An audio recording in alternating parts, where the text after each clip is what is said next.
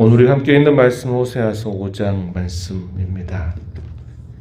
어제 우리가 주일 함께 나눴던 말씀하고도 여러 부분이 좀 겹치는데 이 호세아서 4장에서부터 7장 앞부분까지 불신실한 하나님 백성들의 모습에 대해서 계속적으로 말씀을 하시면서 그들로 하여금 여호와 하나님께 돌아올 것을 촉구하는 말씀이 계속 주어지게 됩니다.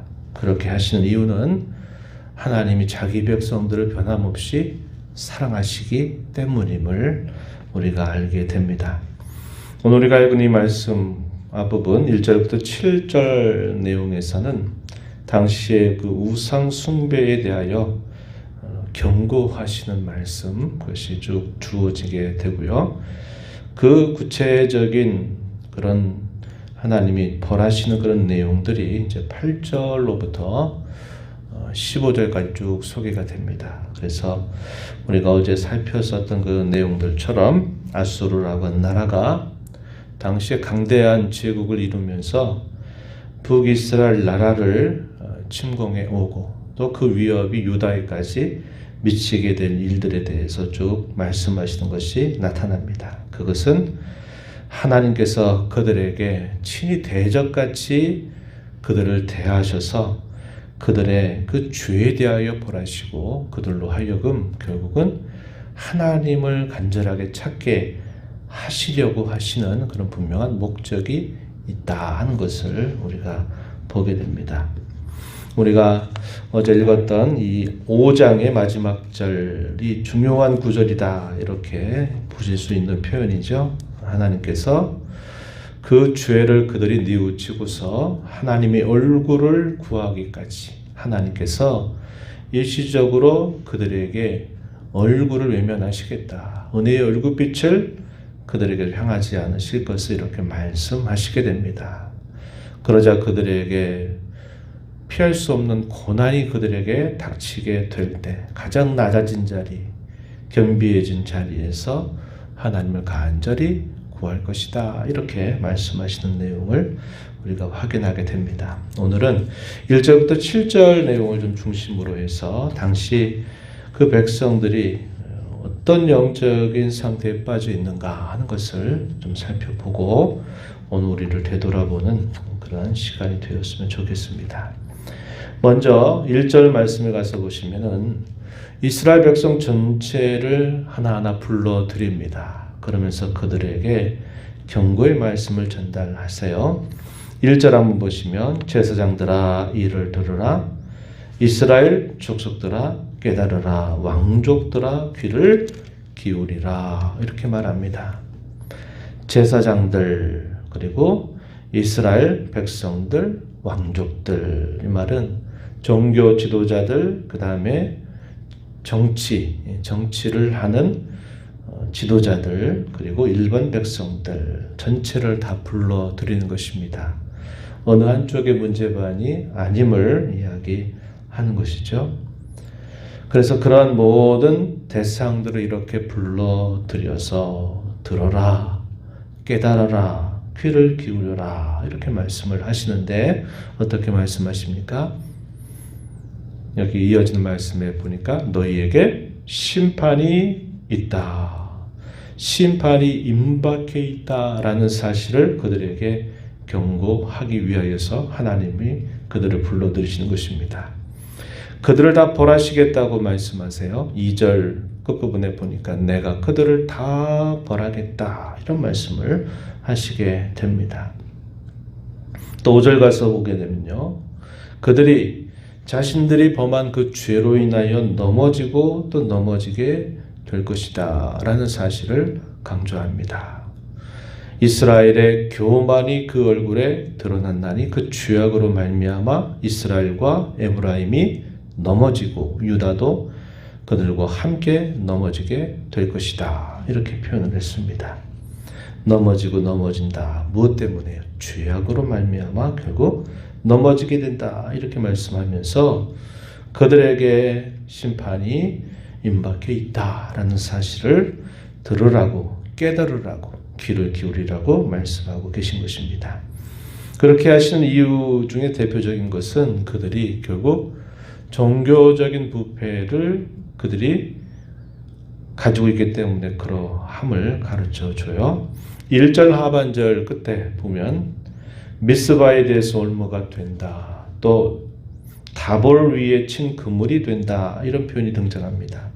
미스바라고 하는 것은 종교적인 하나의 성소로 아주 유명한 곳입니다. 그곳에 올무가 된다. 또 이렇게 표현했고, 다볼은 이스라엘에 있는 북쪽 산 지역인데요. 다볼 위에 친 그물이 된다. 올무와 그물이 된다. 이 말은 그들이 종교적으로 부패하게 만드는 그 원인에 대해서 이렇게 설명을 하고 있는 부분입니다. 그럴 뿐만 아니라 3절 가서 보시면요. 내가 음행하였고 이스라엘이 더러워졌다. 부패한 그런 상태에 대해서 그 이유를 또한 설명을 해주고 있습니다. 하나님에 관하여서는 또 그들이 어떤 상태에 있는가. 7절 말씀에 가서 보면 그들이 여호와께 정조를 지키지 아니하고 사생활을 낳았다. 이렇게 표현합니다. 정조를 지키지 않았다. 이 말은 하나님 한 분만이 자신들의 진정한 남편처럼 여기고 함께 해야 되는데 그들이 하나님 외에 다른 우상들의 결국 눈과 마음을 빼앗기게 되면서 그들이 자신들이 하나님만 향해야 될 그들의 마음이 다른 곳으로 향하고 있는 것을 여기 정조를 지키지 않은 것으로 이렇게 비유적으로 설명을 해주고 있다 한 것입니다. 그들의 이러한 범죄들이 하루아침에 이렇게 된 일이 아니라 오랜 시간 속에서 서서히 이것이 이루어진 일이기 때문에 그 상태가 매우 심각한 지경에 있었던 것입니다. 어떤 일들을 한 번, 두 번 실수할 때, 어떤 일들을 하게 될 때는 우리가 그것을 두고 말할 때, 아이고, 실수했습니다. 제가 잠깐 또 잊었습니다. 뭐 이런 정도로 우리가 서로 얘기하면 얼마든지 그럴 수 있지요. 나도 그러니까. 서로 이렇게 용납할 수 있고 이해할 수 있지만요. 이것이 계속적으로 반복이 되보세요. 그럼 그것을 실수라고 말할 수 없는 겁니다. 그것은 대단히 의도적인 거예요. 아니면 의도적이 아니면 자기가 어떻게 할 수 없을 정도로 깊이 빠져 있는 상태가 되는 거죠. 오늘날 중독 같은 이런 증세에 빠져들게 되면요. 자기의 의지 같기도 하고 또 의지가 아닌 것 같기도 한데 헤어나올 수 없는 그런 일들이 되는 겁니다. 그리고 우리가 중독 증세다 이렇게 표현을 하죠. 우리가 예를 들어 우리의 몸에 질환이 생기는 것도 하루아침에 생기지 않잖아요. 혈압이라든지 당뇨라든지 이런 것들도 갑자기 생기는 게 아니라 계속 조금씩 이것이 쌓여가게 되면서 만성적인 질병으로 만들어지게 되면 쉽사리 그것이 고쳐지지도 않는 것을 우리가 알게 돼요. 이스라엘 백성들이 하나님 앞에 이렇게 된 정도가 매우 심각하다 하는 것을 말씀해 주시는데 뭐라고 얘기하냐면 여호와께 돌아갈 수 없을 정도로 그들 스스로 여호와께 돌아갈 수 없을 정도로 그들의 범죄가 매우 심각함을 가르쳐 줍니다. 우리가 읽은 말씀 가운데 4절 한번 보세요. 4절에 보면 그들의 행위가 그들로 자기 하나님에게 돌아가지 못하게 하나니 왜냐 음란한 마음이 그 속에 있어 여호와를 알지 못하는 까닭이다 이렇게 말합니다. 그들의 행위가 어느 정도였으면 하나님께 돌아가지 못할 정도가 되게 되었느냐 하는 겁니다. 그러니까 이것이 대단히 심각한 지경에 이르렀다 이렇게 말하는 것이죠. 5절 또 앞부분에 보시면 이렇게 말합니다. 이스라엘의 교만이 그 얼굴에 드러났다. 겉으로 충분히 보일 만큼 그것이 노골적으로 드러난 정도라고 표현을 하고 있다 하는 것이죠. 또 그렇게 되다 보니까 그들이 하나님 앞에 제사는 드려요. 제사는 드리지만 그 제사가 하나님이 받으시는 제사가 결코 되지 못한다는 거예요. 6절 말씀 우리가 어제도 읽었지만 보시면 그들이 양떼와 소떼를 끌고 여호와를 찾으러 갈지라도 만나지 못한다. 왜냐?